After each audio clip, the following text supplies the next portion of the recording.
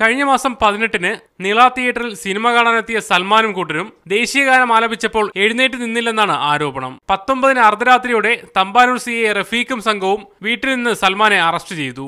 IPC 124 ദേശീയ ചിഹ്നങ്ങളെ അവഹേളിക്കൽ തുടങ്ങിയ വകുപ്പുകളിലൂടെ രാജ്യദ്രോഹം ചുമത്തി കേസെടുത്തു. സൽമാനെതിരായ പോലീസ് നടപടി നിരവധി ചോദ്യങ്ങളാണ് പൊതുസമൂഹത്തിൽ ഉയർത്തിയത്.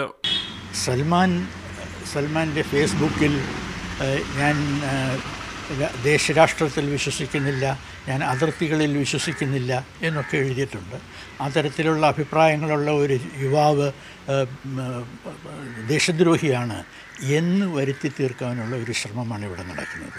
നമ്മുടെ രാജ്യത്ത് വർഗീയത വളർന്നുകൊണ്ടിരിക്കുകയാണെന്ന് നമുക്കറിയാം. ആ സാഹചര്യം ഇത്തരം കേസുകൾ കൈകാര്യം ചെയ്യുന്ന ഉദ്യോഗസ്ഥന്മാരെയും ജഡ്ജിമാരെയും ഒക്കെ സമ്മർദ്ദത്തിലാക്കുന്നുണ്ടോ എന്നത് പരിശോധിക്കേണ്ട ഒരു വിഷയമാണ്.